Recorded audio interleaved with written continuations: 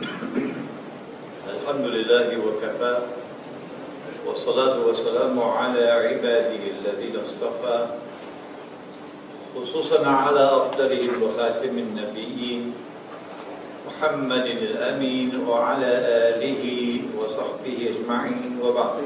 Brother Chairman, the President and officers of Permim, our learned Imam and Hafiz Nazir Ali, who has travelled all the way from Chennai to be with us here today, brothers and sisters, Assalamu alaikum wa rahmatullahi wa barakatuh. My Tamil is not too good, so you will forgive me if I speak in English.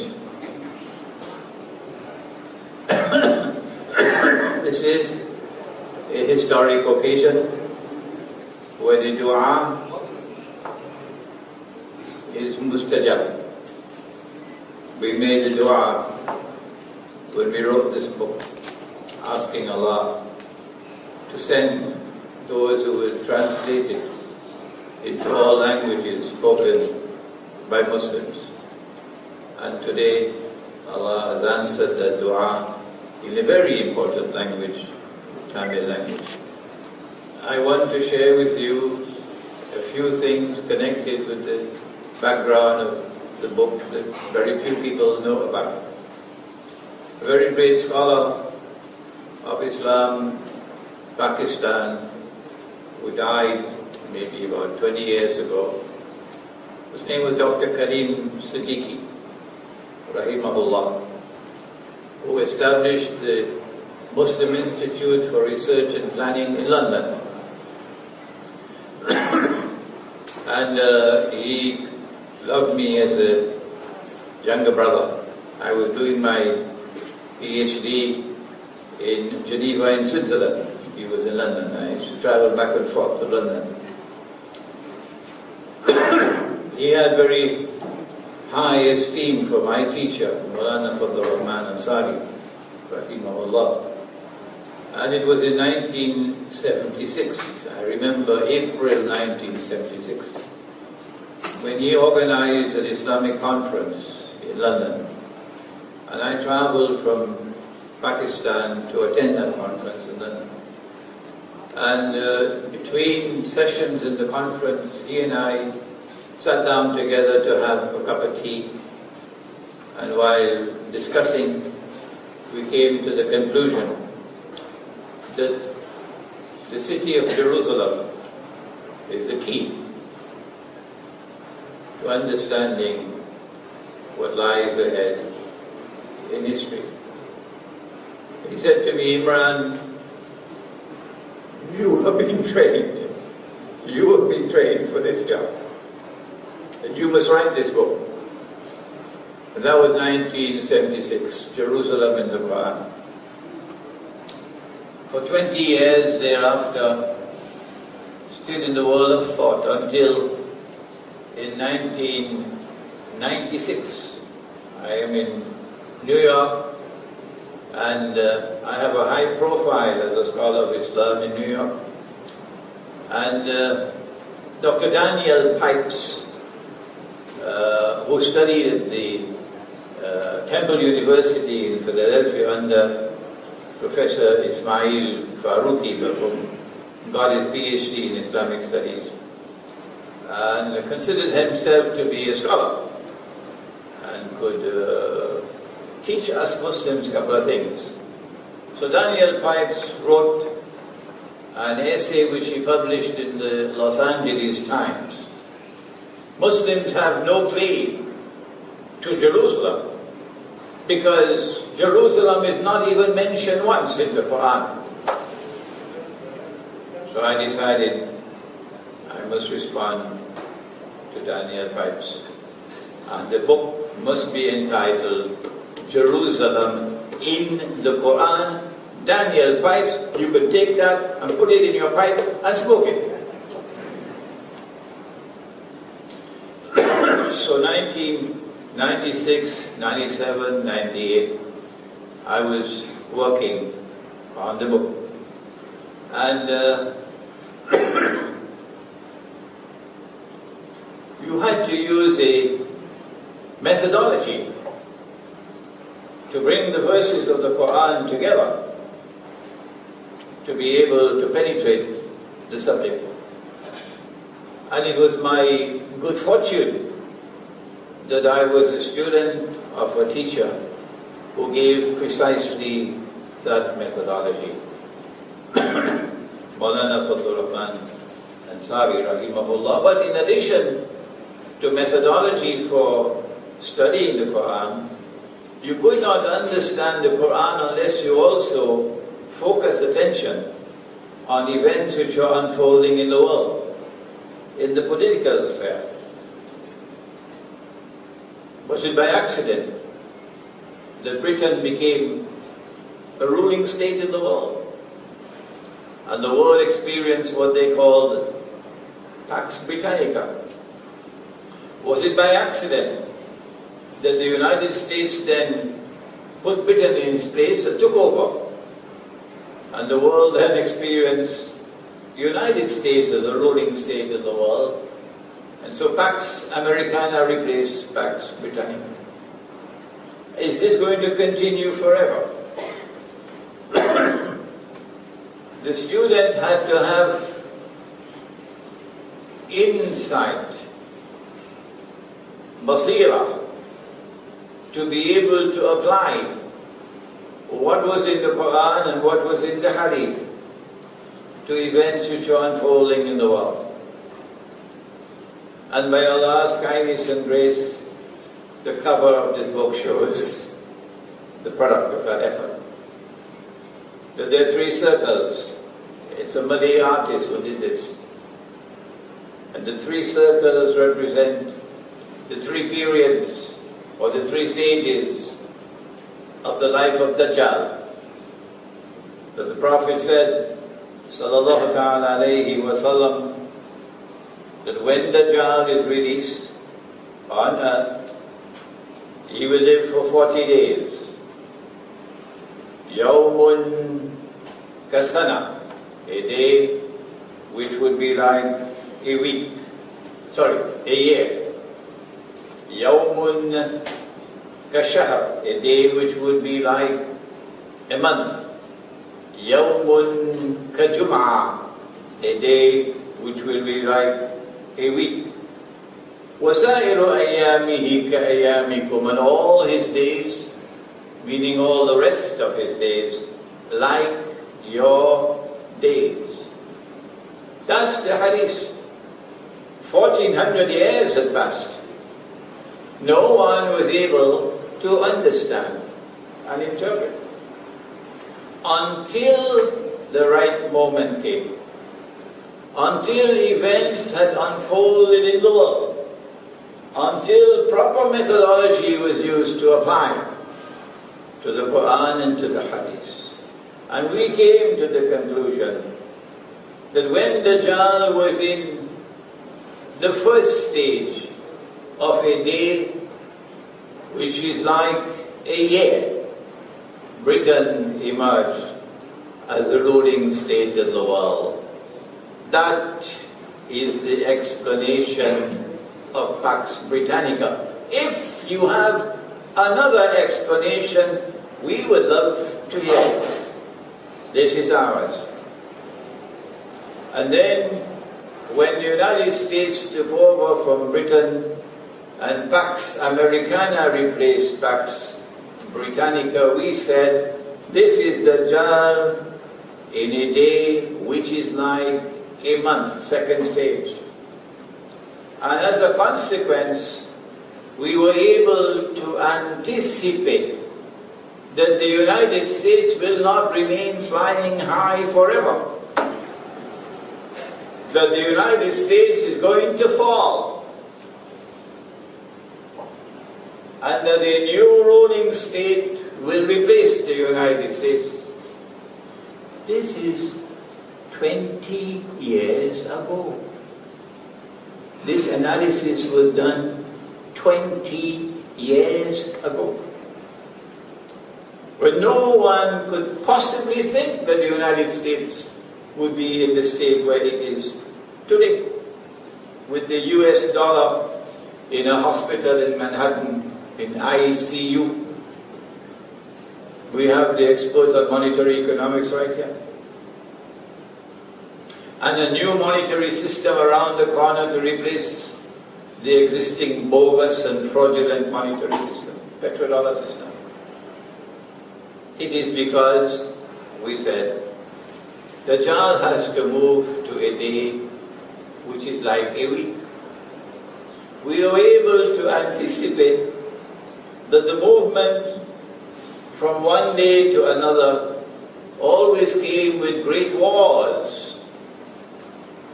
And therefore, the succession from the United States to the successor state must witness great wars. It took us some time, however, to recognize that that great war, which is to come, which will witness the fall of the United States, would be the Malhama, would be what the Christians call Armageddon. It is only over the last 2 years that our knowledge and understanding of Ilmu Akhir al-Zaman has allowed us to recognize another part of the subject. Gog and Magog, which is the companion volume to this book, which you're going to have to translate into Tamil, an Islamic view of Gog and Magog in the modern world. We have it at the back in English this time. And that Russia was not Magog. I made a mistake.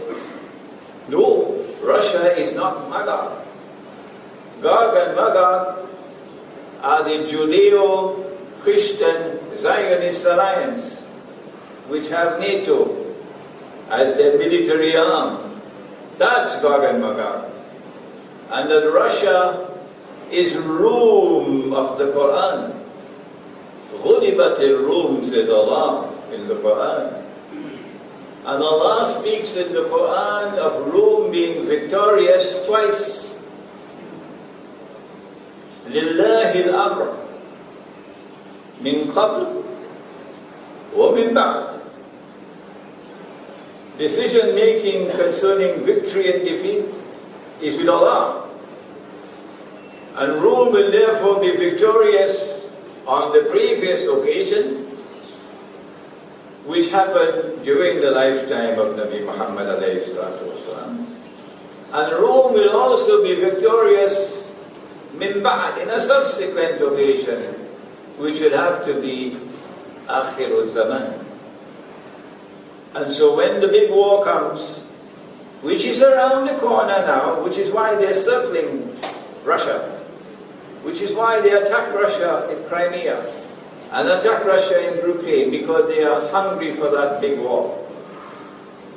But when the big war comes, we have some news for you, Washington, and we have some news for you, London, and we have some news for you, Paris, and we have some news for you, Jerusalem, because this is Islamic eschatology speaking. Like no other eschatology can speak. Ilmu Akhiru Zaman. And that is that Russia will survive. Russia will survive the Malhama. And after the Malhama, Russia will participate in an alliance with Muslims to liberate which city? Which city? Which city? Which city? Okay, no tea for you. The hadith of the Prophet, and you must know the timeline. You must know the timeline of Akhirul Zaman. He said that you will have the Khurujul Malhama, and then after that the next event is Fathul Constantinople. That after the Malhama or the Great War, the next event will be the conquest of Constantinople. Who is speaking? Nabi Muhammad alayhi salatu wasalam. What is the name that he used for the city? Constantinople. If he used that name for the city, would that not be the Sunnah? Yes.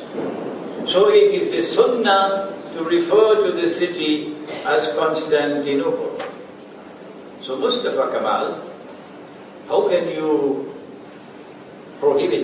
legally prohibit the use of the name Constantinople? If you go to Turkey now and you use the name Constantinople, they'll arrest you. Yeah, Mustafa Kamal, the agent of Dajjal. So that the Muslim world will forget the prophecy of Nabi Muhammad alayhi salatu. That's why they don't want you to use the name Constantinople. So after the Malhama, the next event which is to take place is the conquest of Constantinople. Now you'll understand. We were brainwashed for hundreds of years to believe that nonsense that Sultan Muhammad Fateh in 1453, he conquered Constantinople, and that was a fulfillment of the prophecy of Nabi Muhammad alayhi salatu. That's false. That should be taken and thrown into a garbage bin. It's not scholarship, it's schoolboy stuff. The conquest of Constantinople is still to come. And it will come on the basis of an alliance of Muslims with Rome. This is how important is this subject of ilmu akhirul zaman. And by Allah's kindness and grace, and because of the provocation I got from Daniel Pipes, and the encouragement I got from Dr. Karim Siddiqui, and the methodology I got from my teacher Maulana Fazlur Rahman Ansari, rahimahullah, Allah blessed me in 2001 to finish writing this book. It was published in 2002 here in Malaysia. All my books published here in Malaysia. And from the time it was published to this day, 12 years later, it has always remained a bestseller. I think it has now been translated into about 14 or 15 different languages. And the last one that they're working on now is Russian. We pray that Allah subhanahu wa ta'ala may bless those in this ummah who will study the subject, like the Imam Hafiz Nazir, who is there, the thinker. So that tomorrow we'll have scholars of Islam who will be able to read and understand what the Quran and the Hadith have to say on ilmu akhirul zaman. The most important surah of the Quran for the study of ilmu akhirul zaman is Surah Al-Kahf. Far and away. It is Surah Al-Kahf of the Quran which introduces the subject of Gog and Magog, Ya'juj and Ma'juj. It is Surah Al-Kahf of the Quran which introduces us to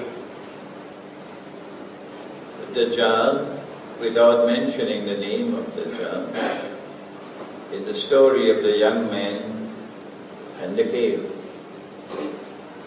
I want to take a few minutes to show the link.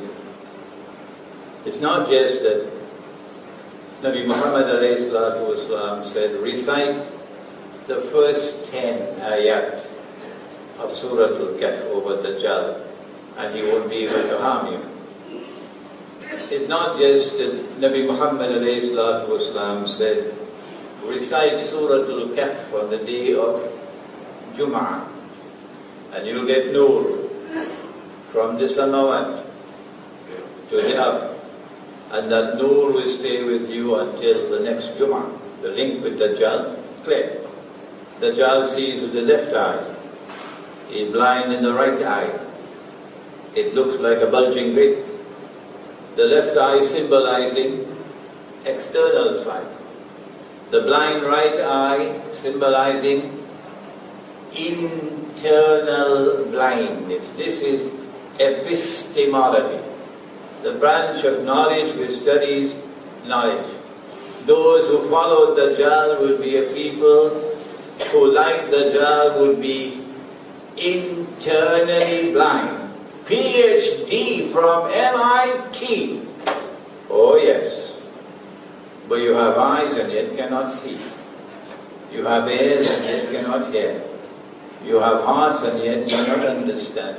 Ulaika kal an'am, they're just like cattle, said Allah. And so Surah Al-Kahf introduces us to Dajjal in the story of the young man in the cave.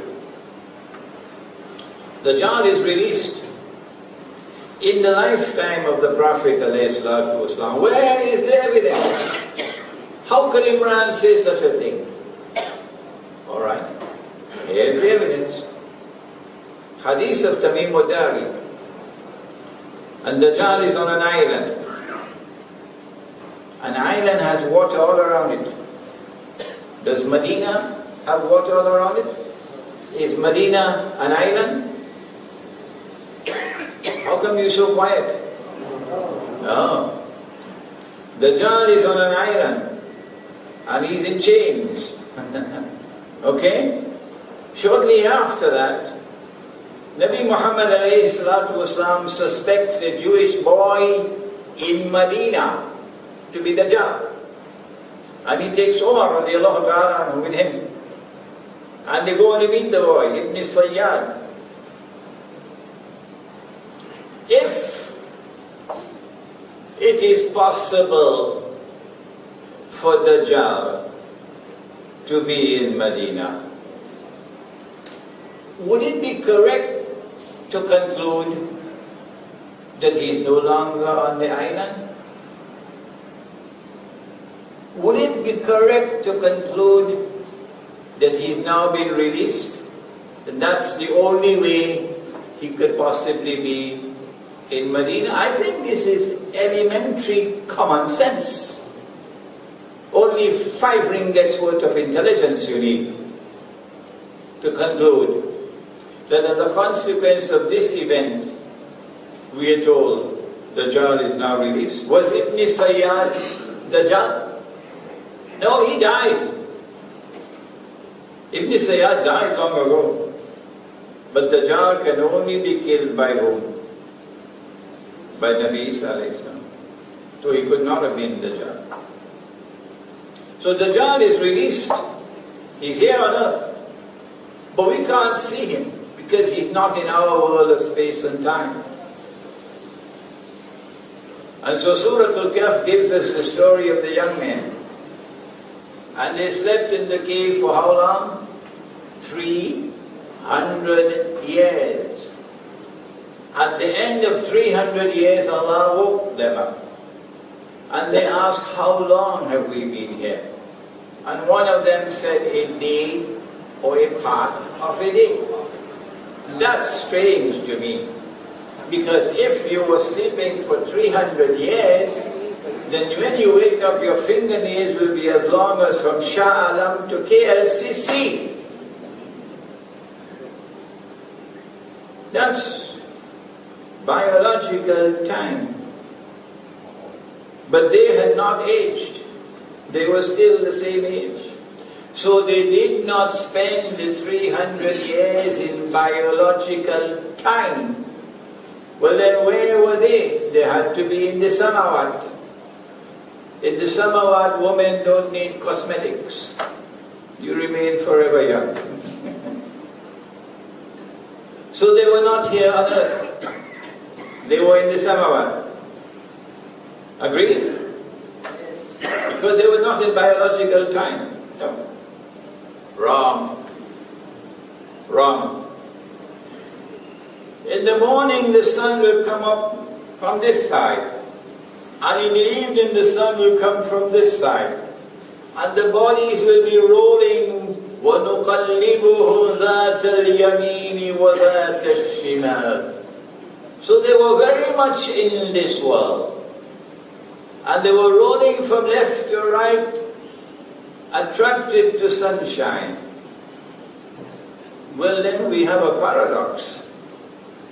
They were here in this world of space and time, and they were also simultaneously in the samawat. This is what analysis of the Quran leads you to, indicating constant movement back and forth,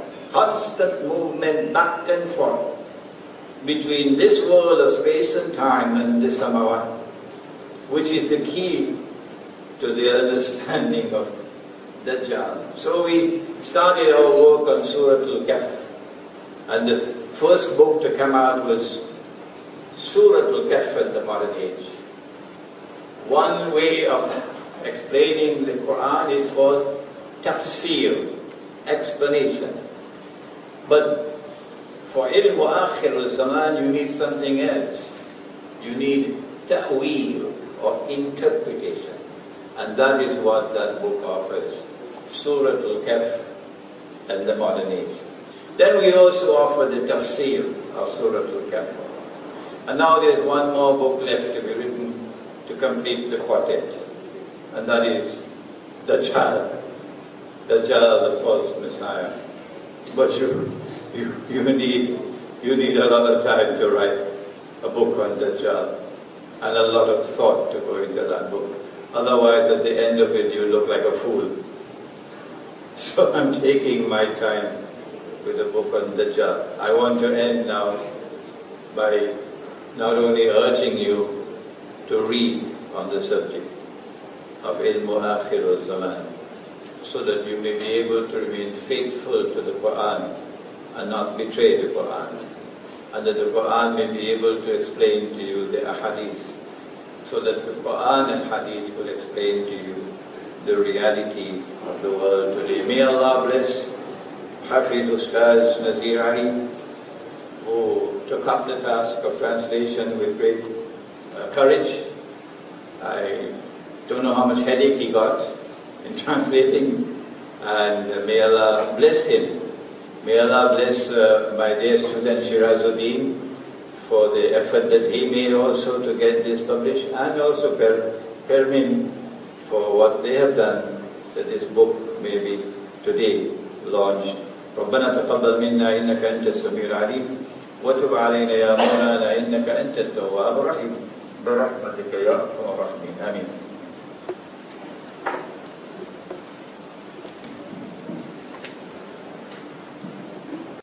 Are there worlds of space and time other than our material universe?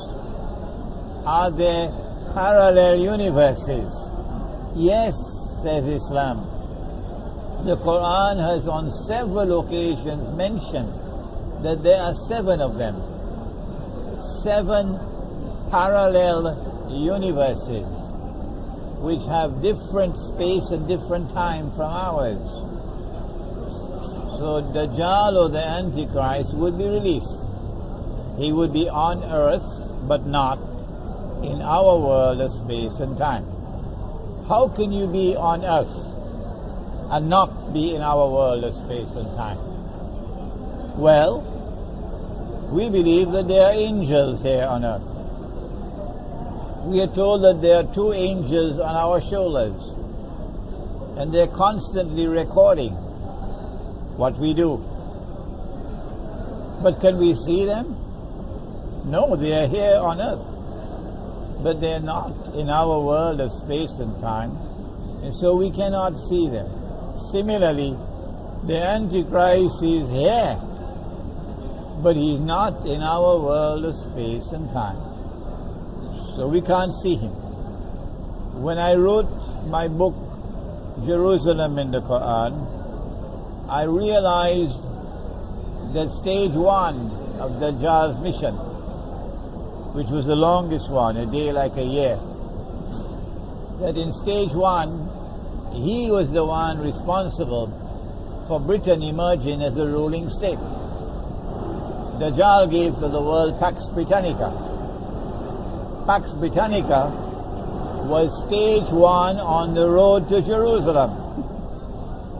Are you listening to me, Morris? It's turned out that Pax Britannica is the initial stage of the road to Jerusalem. And then came Pax Americana, now a day which is like a month. Stage two on the road to Jerusalem. And when Pax Americana ends, which is around the corner, then a third ruling state has to emerge, and my opinion is going to be Israel. And when a day like a week or Pax Judaica comes to an end, it is at that time that Dajjal will appear in human form as a Jew and claim to be the Messiah from Jerusalem. That's it. well, I thank you for that. What I'd like to grasp from you is for, say, people that don't know about Islam, is that there is this mystical side to it. I mean, because Islam always seems to be very down to earth, you don't believe in superstition and no numerology, and that's my interpretation. Yes, there is a mystical side to Islam that is of critical importance in the end time, in eschatology. The Antichrist sees with one eye. Morris sees with two. But the Antichrist sees with one. He sees with his left eye, said the Prophet. He's blind in the right eye. He's blind in the right eye. It looks like a bulging grape. But your Lord is not one-eyed, said our Prophet. We interpret this to mean that the Antichrist has external vision and he's internally blind. The left eye symbolizing an epistemology in which knowledge comes only from external observation and experimentation, the scientific method. And the blind right eye symbolizing internal blindness. The mystical part of Islam is that Islam says that the heart can see. But in order for the heart to see, you must not be worshipping a US dollar. You must be worshipping the one God. In order for the heart to see, you must be righteous in your conduct. You must be honest and trustworthy. When you give your word, you must keep your word. You must not oppress people like that arrogant United States of America and Britain and France and the Zionist world. Constantly oppressing. You must speak the truth. They tell monstrous lies. They are people with PhDs in telling lies. Huh? When you are righteous in conduct and you have faith, then the Lord God can put light into your heart. And when you see, you now see with internal sight. It is only with internal sight, when combined with external sight, that you can penetrate the reality of the world today. That is the mystical part of Islam. Sufism or Tasawwuf. Sufism is meant to teach. Sufism is meant to teach this spiritual path of Islam. Our problem today is that the Sufis are just as blind as the Salafis. The Sufis cannot recognize, as the Salafis cannot recognize, that we are now on the brink of Armageddon, on the brink of the Malhama. They cannot recognize that Gog and Magog are the Judeo-Christian Zionist alliance. They cannot recognize that Russia is room of the Quran. They cannot recognize that at the end of the Malhama or the Armageddon, Russia will survive. They will perish, but Russia will survive. And Russia will then combine with Islam to conquer Constantinople.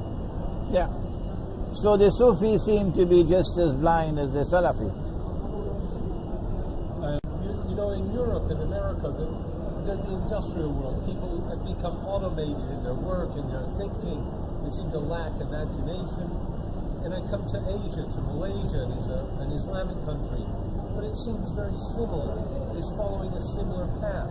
There's not an alternative ideology or behavior about the world. Indeed, Malaysia is almost covered in palm oil plantations. I mean, what hope is there for an alternative conduct in this world? You have to take an invitation from me to come and visit my Muslim village. And in the Muslim village you'll see a different face of Islam. We won't be using paper money and plastic and electronic money. We'll be using the money which is in the Quran and which all the prophets of God use. The gold coin and the silver coin, which Israel will be using tomorrow. And do you feel this is really the core issue, the basic thing that needs to be altered for society to work better? This is one example. God did not create a man to have only one woman in his life. Monogamy was brought to us by Dajjal. That honest men, virtuous men, and good men, and righteous men are men who have only one wife. You can have as many monikers as you want down the side, but you must have only one wife. Then you're a good man. And to have more than one wife, you're rotten. That's what Dajjal has done in brainwashing us. But no. In the Quran, Allah permits us to have more than one wife. There are worlds inside of a man, worlds, which cannot be accessed other than by the touch of a woman.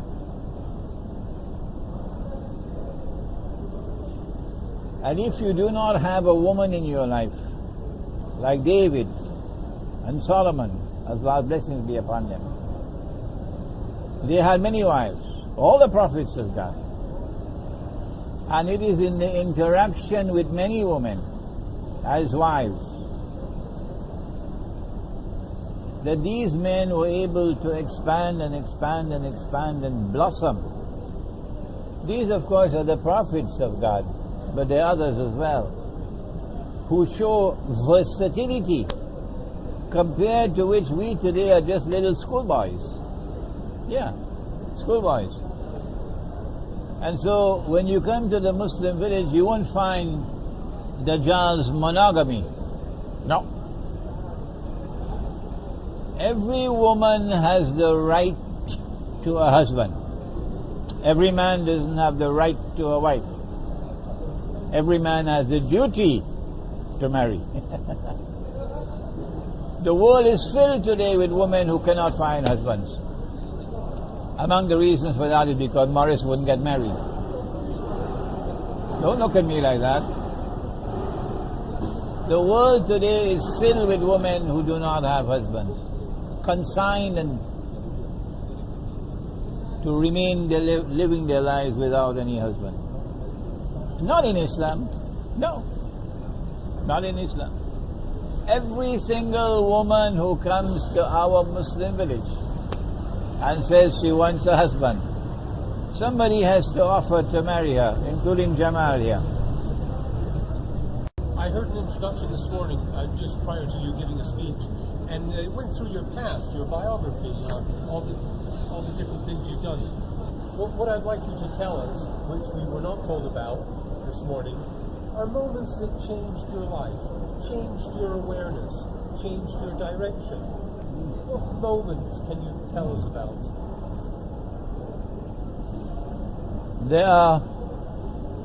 There are people who dedicate their lives to the mission of truth, who pursue knowledge, who pursue the spiritual path, who become not only teachers but guides. They are the shepherds of mankind. These are the prince of all men. The rest are lesser people. The prince of all men one such man traveled from Pakistan in 1960 when I was 18 years of age. I was already of a spiritual bent of mine. I was already someone who was showing capacity for perception, understanding, questioning my surroundings. But I didn't have a guide. I didn't have a shining light. No. My father had died when I was 15, but he gave to me the love for religion. And when I was 18, this man came to Trinidad. And after listening to him, my life was changed. And this is why I, at the age of 72, while travel is difficult for me, I much rather be at home. Yet I travel. Perchance that by traveling, a little 16-year-old out there, his heart will be touched. His life will be changed. And when I'm in my grave, he's on the road climbing up the mountain. So this was a turning point in my life. When I met with Maulana Dr. Muhammad Fadlur Rahman Ansari. Another major turning point was when I was introduced to philosophy at university. This was not my choice. I would have preferred mathematics. But Dr. Ansari said, no, philosophy. And so I majored in philosophy. And when I went into the philosophy classroom, it was like a fish in water. My natural elements. Philosophy and religion are so close to each other. Another major turning point was when I graduated and went back to Trinidad in 1971, and I had to look for a job. I didn't want to become an imam in a masjid, and he who pays the piper calls the tune. So I applied for a job in the foreign ministry. And they interviewed me and they said, yes, we like to have you in the foreign ministry, but we want to send you back to university to do international relations. When I got into the classroom of international politics and international economics and international monetary economics and the history of international relations, again it was like a fish in water. I was in my natural elements, yeah. It was because of this combination of religion and philosophy and international affairs that I was able to now develop this branch of knowledge of Islamic eschatology, which no other scholar has done so far. Islamic scholar Imran Hosein was born in the Caribbean island of Trinidad in 1942. His ancestors migrated to the Caribbean from India about 200 years ago. He studied Islam, philosophy and international relations at several universities and institutions of higher education, including Azhar University in Cairo, Egypt, the Institute of International Relations of the University of West Indies in Trinidad, the University of Karachi in Pakistan, the Aleemiyah Institute of Islamic Studies in Karachi, Pakistan, and the Graduate Institute of International Studies in Geneva, Switzerland. In his professional career, he worked for several years as a Foreign Service Officer in the Ministry of Foreign Affairs of the Government of Trinidad and Tobago, but gave up his job in 1985 to devote his life to the mission of Islam. On his return to Pakistan, he was appointed in 1986 as principal of the Aleemiyah Institute, from which he had himself graduated as a student 14 years earlier. The three of his teachers were still members of the teaching staff. The institute had been established by Maulana Dr. Fadlur Rahman Ansari, and non-sectarian, but after his death it had become sectarian. Imran Hosein tried but failed to restore the institute to its non-sectarian origin, and then sadly migrated to USA in 1989. He lived in New York 10 years, during which time he held the post of Director of Islamic Studies for the Joint Committee of Muslims Organizations of Greater New York. He lectured on Islam at several American and Canadian universities, colleges, churches, synagogues, prisons, community halls, etc. He also participated in beneficial other interreligious dialogue with Jewish rabbis and Christian priests and scholars. He was for some time the Imam at Masjid Darul Quran in Long Island, New York. He also conducted the Friday Salat al-Jum'ah and delivered the khutbah at the headquarters of the United Nations organizations in Manhattan once every month for 10 years continuously. He has traveled continuously around the world on Islamic lecture tours since his graduation from Aleemiyah in 1971 at the age of 29. Even now at the age of 72, inshallah. He is still traveling to new places such as Iran, Russia, Brazil, and Mauritius. He has written about 24 books on Islam which have invariably been received with respect by the reading public. Most of his recent works have been devoted to Islamic eschatology, a branch of knowledge which he is now pioneering. Among them are his bestseller Jerusalem in the Quran, which is being sold outside, an Islamic view of the fate of Jerusalem, and an Islamic view of Gog and Magog in the modern world. Everywhere the world's kind of disintegrating on a moral level. Let's just keep it simple, on a crime basis. Traveling, going down streets is suddenly more precarious, more dangerous than ever before. And there's no solution in sight anywhere. Is it a valid comment for me to say that our societies are collapsing into disintegrating? That is a very valid conclusion, that we're living in a collapsing world. Politicians will never accept that. No, they want to win elections. But the major signs of collapse are not the violence of the society. Major signs of collapse are those things which cause the heavens to send bolts against you and destroy you. The anger of the heavens is so great that they send angels with huge mountains to take Sodom and Gomorrah and sink them down. And so when you see a society turning towards legalizing the marriage of a man with another man, you know that the rat has escaped and is out, that the apple is rotten inside, even if it's shining and bright outside. And when you see a society being embraced with legalized homosexuality, you know that destruction is around the corner. If you continue to sit amongst them, stay on board that boat, that ship, that when it is destroyed, you will be destroyed with it.